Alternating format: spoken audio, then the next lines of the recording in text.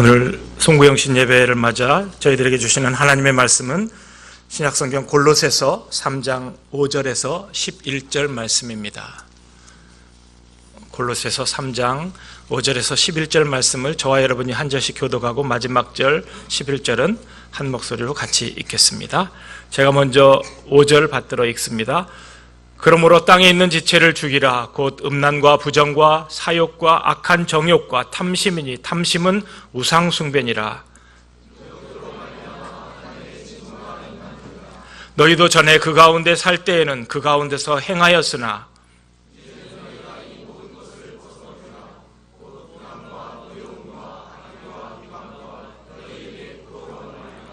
너희가 서로 거짓말을 하지 말라. 옛사람과 그 행위를 벗어버리고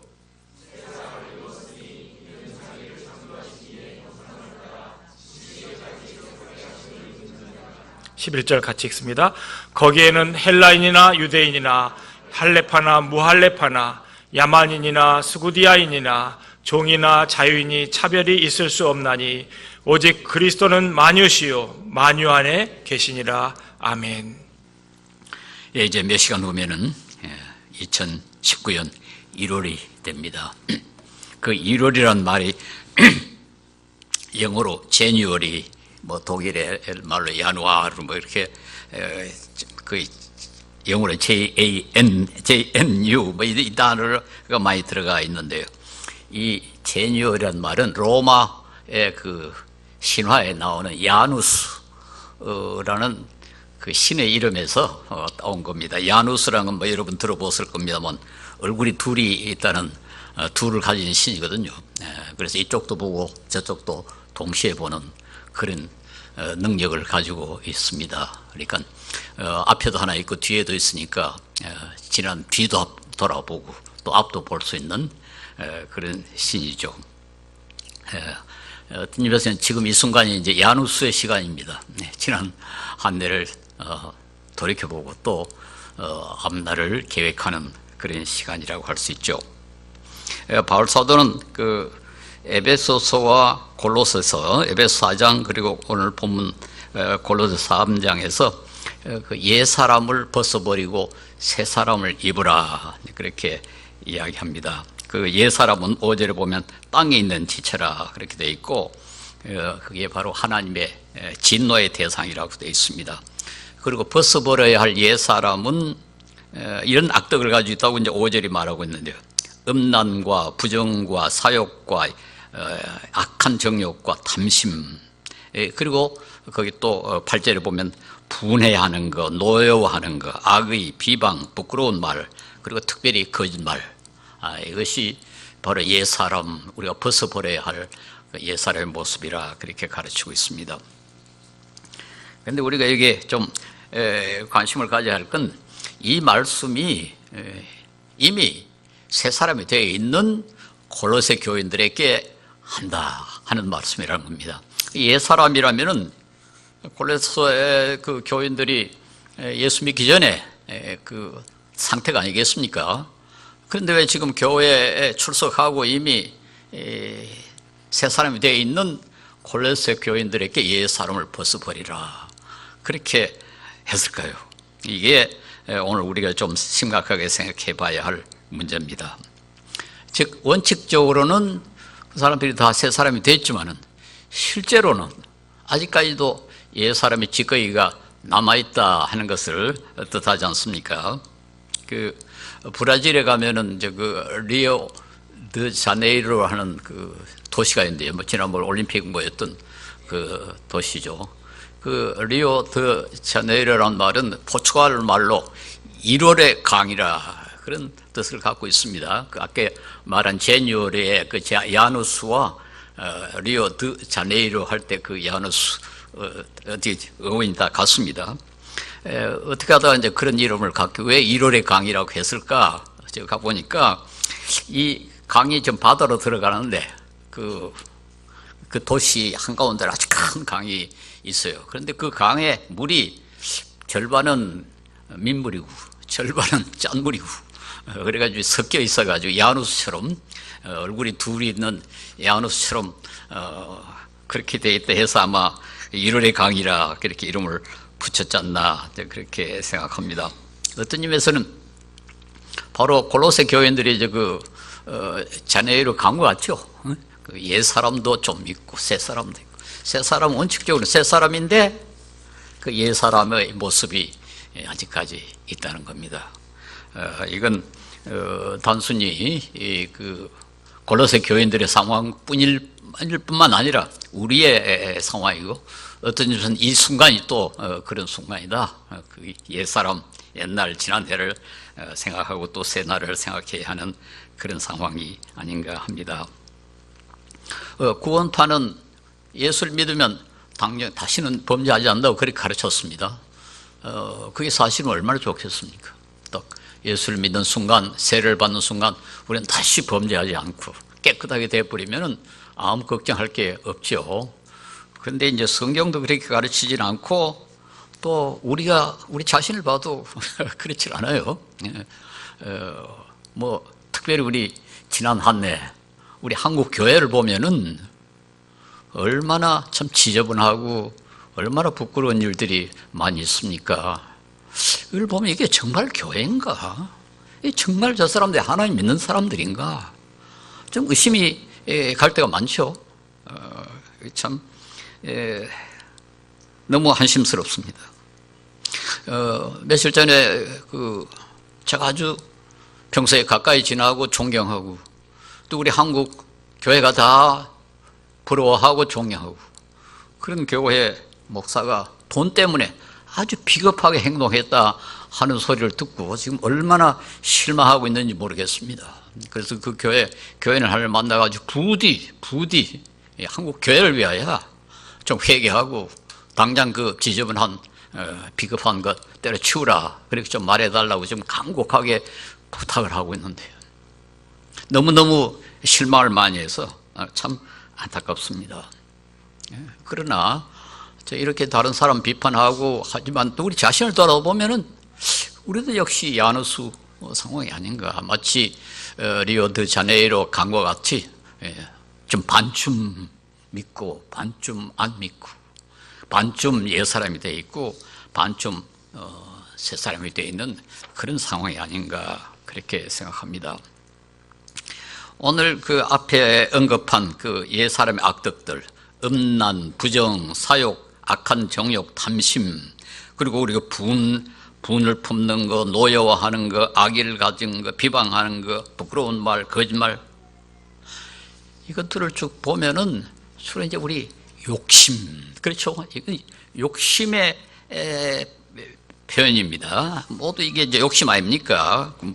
음란도 그렇고 부정도 그렇고 사욕도 그렇고 욕심이 그 주류를 이루습니다. 모든 생물에게는 욕망이 있습니다. 동물이란 건 우선 식욕이 있어야 먹을 거 아닙니까? 먹어야 생존을 하니까요. 그 모든 생물에게는 욕망이 있습니다. 그런데 사람을 제외한 다른 생물에게는 그 욕망이 자동적으로 조절이 돼요. 가령 짐승은 배가 고프면 먹어야 되겠지만 배가 부르면 그것으로 끝납니다. 그것으로 그대로 가버려요.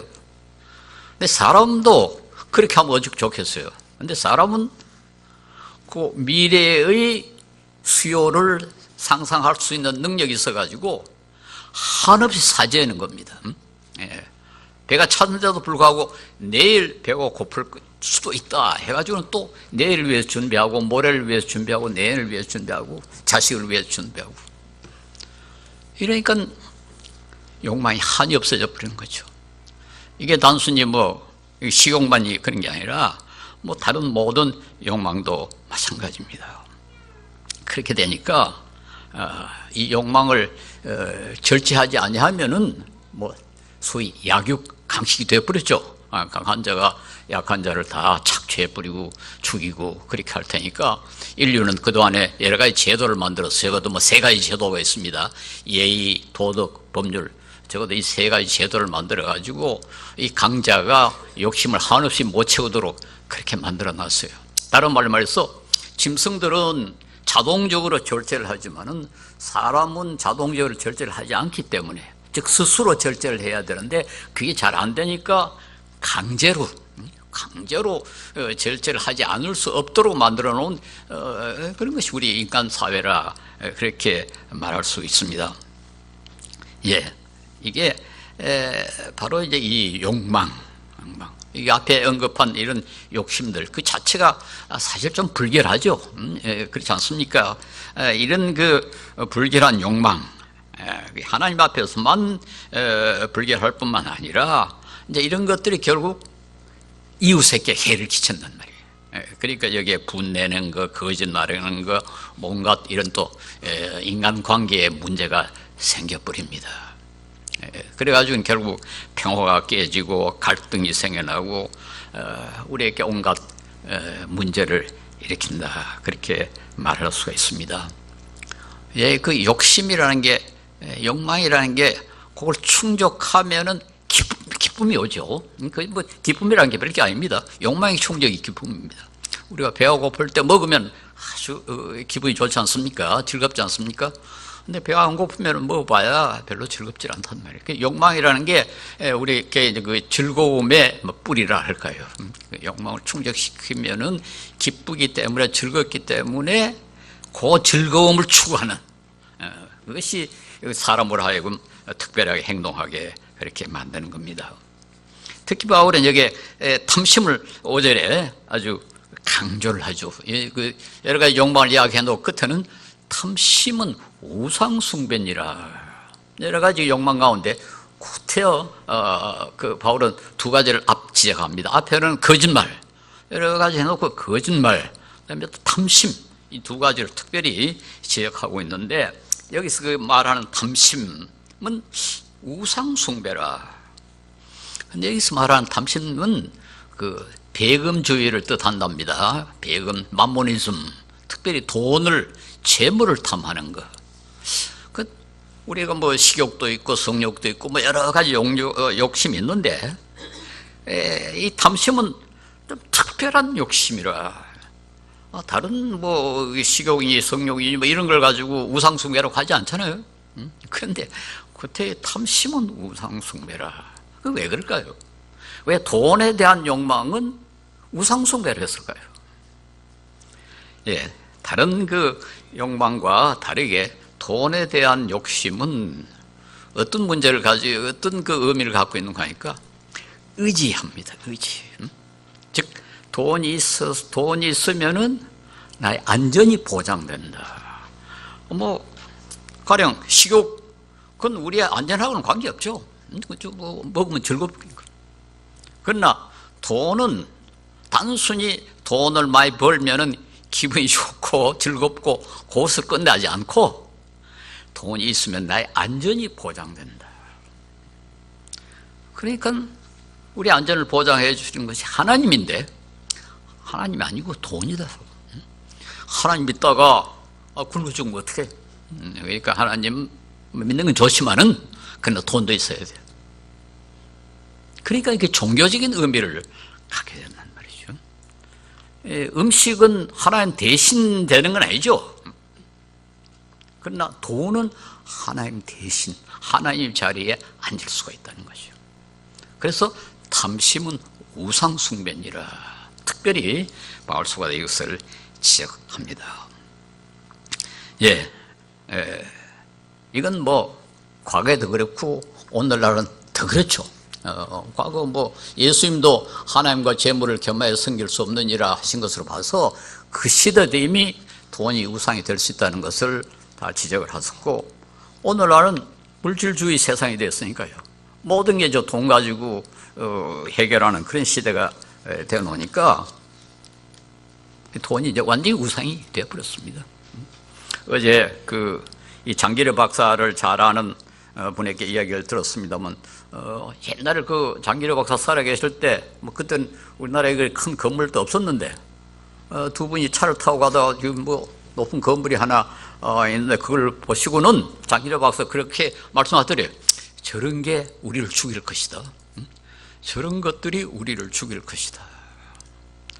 즉 돈이, 재물이, 경제가 우리를 타락하게 만들고 우리를 영적으로 죽일 것이다. 그렇죠. 지금 오늘 한국교회 타락이 어디서 나옵니까? 돈이죠, 돈. 조금 전에 제가 말씀드린 그 목사님, 우리가 그렇게 존경하고 제가 그분만은 그래도 우리가 믿을만하다 그렇게 생각했는데 그분조차도 돈 때문에 비겁해지는 거예요.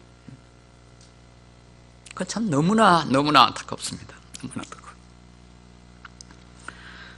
요즘 그 소위 AI, 인공지능, 앞으로 이제 인공지능이 모든 걸 다 해결할 것이다. 그런데 인공지능이 정말 우리를 행복하게 만들 것인가? 이제까지는 과학을 연구하고 과학 기술을 개발하고 하면 결국 우리 인간을 더 편리하게 만들고 더 행복하게 만들 것이다. 그런데 과연 인공지능이 행복하게 만들 것인가? 이제는 과학과 과학 기술이 우리를 행복하게 하기 위해서 개발되는 것이 아니라 돈 때문에 개발됩니다. 돈.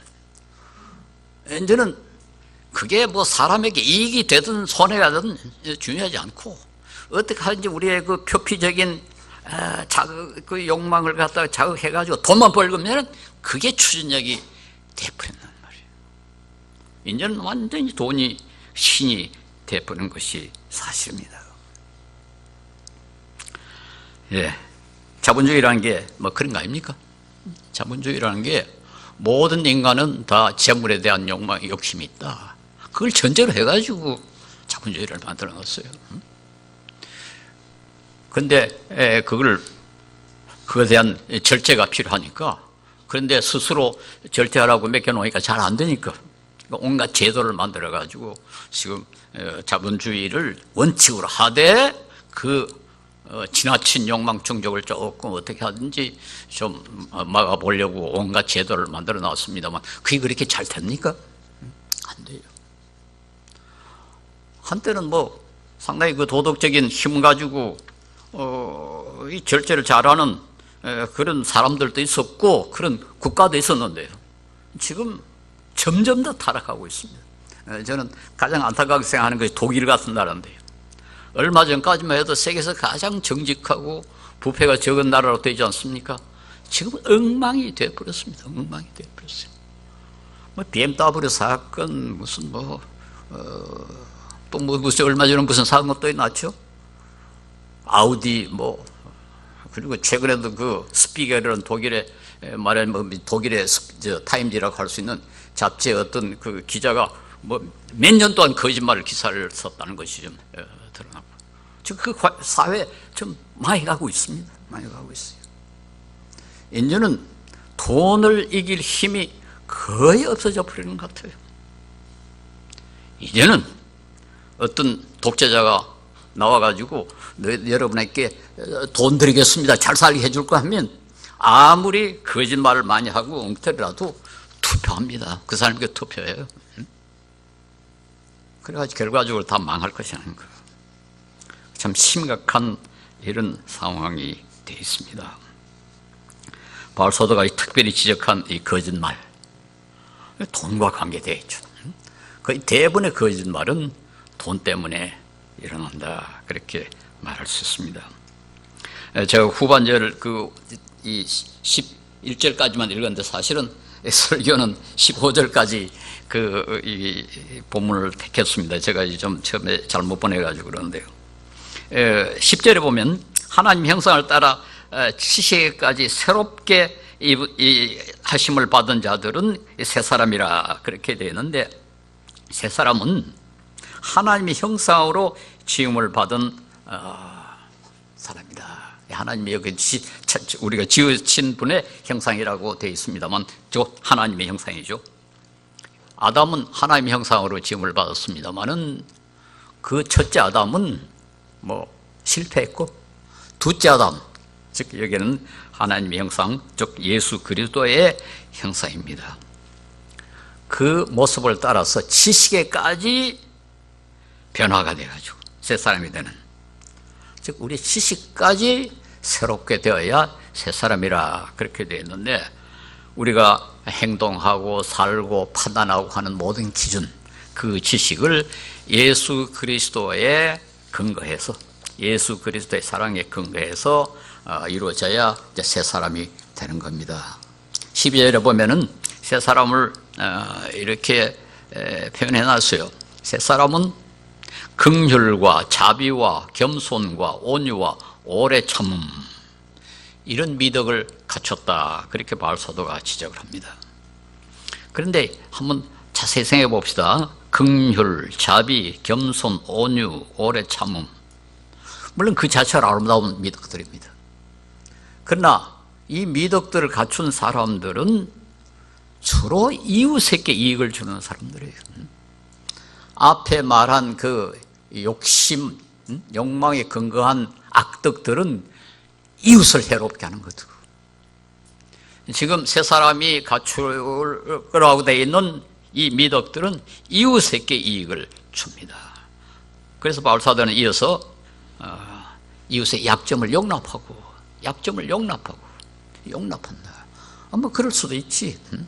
다른 사람이 잘못할 때 그걸 비판하고 벌주고할 것이 아니라 용납하고, 그 다음에 또 잘못을 저질 때 용서하고, 거기서 한 걸음 더 나가서 이웃을 적극적으로 사랑하고, 즉 잘못했을 때 용서하고 용인하는 것을 넘어가가지고 이제는 적극적으로 이익을 주는 그런 것을 뜻합니다.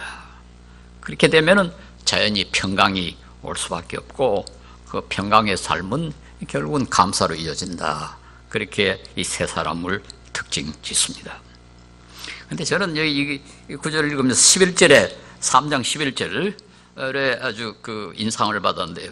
거기 보면 거기에는 즉 세 사람을 입었을 때는 헬라인이나 유대인이나 할례파나 무할례파나 야만인이나 스구디아인이나 종이나 자유인이 차별이 있을 수 없나니 오직 그리스도는 만유시요 만유 안에 계시니라. 오늘 이 말씀이 우리에게 그렇게 특이하게 들리질 않습니다. 그러나 바울 사도가 이 글을 쓸 때 이 구절은 혁명적이었습니다. 그 시대 어느 사상가도, 어느 철학자도, 어느 종교 지도자들도 감히 하지 않았던 그런 말입니다. 갈라디아서 3장 28절의 말씀과 맹간하게 같죠. 거기는 너희는 유대인이나 헬라인이나 종이나 자유인이나 남자나 여자나 다 그리스도 안에서 하나이니라. 그 시대 남전여비 사상이 아주 심했을 때 남자나 여자나, 그리고 자유인과 노예인 뭐 완전히 다른 사람 그 종류로 취급했을 때 같은 사람, 유대인은 헬라인을 개처럼 취급했고, 헬라인은 유대인 같은 사람을 아주 야만인이라고 생각했고, 근데 다 하나다. 여기에 스구디아인이라 하는 말이 나오는데요. 그 스구디아인을 한번 조사를 해보니까 지금 러시아 남쪽과 발칸 반도 지역에 살았던 그런 말해 이란 인종의 그 사람들이었대요. 그런데 그 시대에 이 사람들은 미개와 야만의 전형이었다. 그렇게 그 소개를 해놨습니다. 아주 미개, 스쿠디아인 하면은 아주 미개한 민족, 야만인. 그러니까 아주 인간 취급을 안 했던 시대죠. 그런 사람도 아무 차이가 없다. 다 하나님의 백성이다. 이렇게 보는 거죠. 우리 철학에서 뭐 가장 위대한 철학자는 대개 이제 아리스토텔레스, 플라톤, 칸트 이렇게 세 사람을 두는데, 아리스토텔레스가 윤리체계, 니코마쿠스 윤리체계 이렇게 표현했다고 하면, 노예에 대해서 노예는 마치 연장이 생명 없는 노예인 것처럼, 연장, 우리 도구, 물건 뭐 만들 때 연장을 쓰지 않습니까? 망치니 이런 걸. 그 연장이라는 것이 생명 없는 노예인 것처럼 노예는 생명 있는 연장이다. 연장과 노예는 다 같은 건데, 다만 연장은 생명이 없고 노예는 생명이 있을 뿐이다. 목숨이 붙어 있다는 거죠. 그런데 도구가 똑같다. 연장과 아무 다름이 없다. 그렇게 위대하다고 알려진 아리스토텔레스, 더군다나 윤리체계, 노예를 연장으로 취급하던 그런 시대였습니다. 물론 아리스토텔레스는 예수님보다는 바울사도보다는 더 오래 그 전에 살았습니다만, 바울사도가 이 구절을 쓸 때도 이 사상은 전혀 변하지를 않았어요. 근데 여기 보니까 유대인이나 헬라인이나 종이나 자유인이나 남자나 여자나 스쿠디아인이나 뭐 아무 차별 없다. 이게 세 사람의 모습이죠. 세 사람의 모습. 근데 우리에게는 별로 실감이 안 나는 것 같은데요. 근데 얼마 전에 제주도에 예멘 난민이 오니까 그 사람들에게 그 난민 위치를 허용하지 마라. 기독교인들이 데모를 한단 말이에요. 상상이 됩니까? 불신자들이 그렇게 했다면 뭐 조금 이해가 될지 모르지만, 이런 구절을, 이런 성경을 읽는 그리스도인이, 소위 자칭 그리스도인이 어떻게 살 곳이 없어가지고 지금 생명을 부지하기 위해서 온 사람들에게 그냥 쫓아내라, 그렇게 말할 수가 있겠습니까? 이게 바로 옛사람이죠. 바로 옛사람. 참 안타까운 이런 상황입니다. 그러니까 우리 참 말로는 새 사람이고 말로는 그리스도인이라 하면서 얼마나 이 옛사람이 강하게 우리를 붙들고 있는가 하는 것을 알 수가 있죠. 다 돈 좋아하고 아주 쾌락 좋아하고 너무 즐기죠. 너무 즐기는 것에 너무 많은 관심을 쓰고 있어요. 너무 많은 돈을 쓰고 있고 너무 많은 시간을 보내고 있고 너무 많은 자원을 쾌락에 즐기는데 사용하고 있고, 그 조금 덜 즐기고 그 굶는 사람 먹이면 엄청나게 많은 사람을 살릴 수가 있습니다. 우리가 이번에 1200만 원 이상 그 옥수수를 사서 북한에 보내게 됐는데요. 우리가 보낸 옥수수 가면 약 600가구를 6달 동안 6개월 단 살릴 수가 있습니다. 우리 교회의 그 1200만 원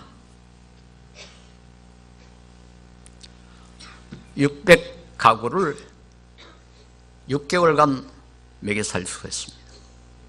그러니까 우리가 조금 절제하면, 조금 즐기는 것을 줄이면 얼마나 많은 사람에게 고통을 줄일 수가 있겠습니까? 그런데 우리는 너무 이 쾌락에게 시간과 돈을 낭비하고 있습니다. 이게 옛사람입니다. 옛사람의 모습입니다. 그리고 우리끼리 잘 먹고 잘 살기 위해서 예멘 사람 다 쫓아내죠. 그래 놓고는 우리는 그리스도인이다.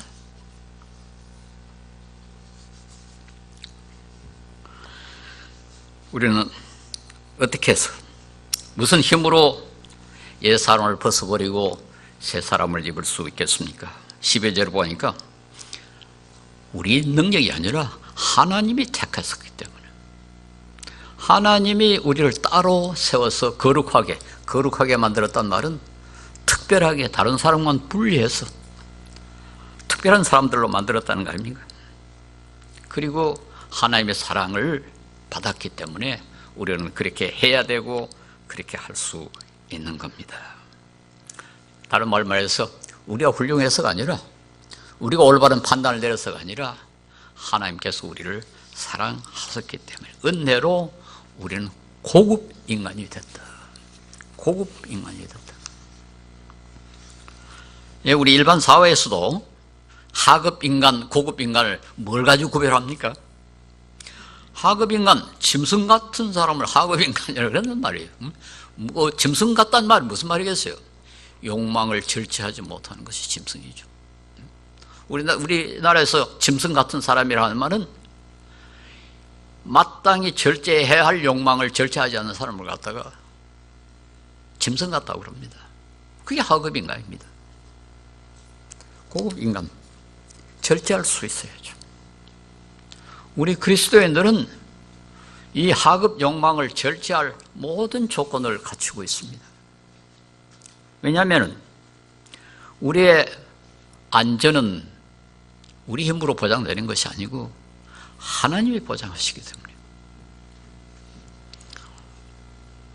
제가 늘 이야기합니다마는 그 건강한 90마리의 양보다 잃어버린 양 한 마리를 찾기 위해서 온 산천으로 돌아다니는 그 목자의 사랑, 그런 사랑으로 하나님 우리를 돌보시는데 그 사랑을 못 믿고 자기 힘으로 자기 안전을 보장하려고, 그리고 거기서 쾌락을 얻으려고 하다가 결국 절제하지 못하고 하급 인간이 되는 게 아닙니까?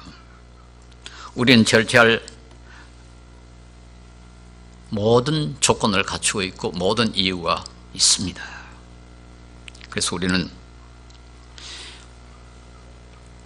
비록 어렵지만은 이제 새해는 이 고급 욕망을 좀 갖추고 하급 욕망을 줄이는, 고급 미덕을 좀 갖추고 하급 욕망을 좀 줄이는 그런 노력을 해야 되겠습니다.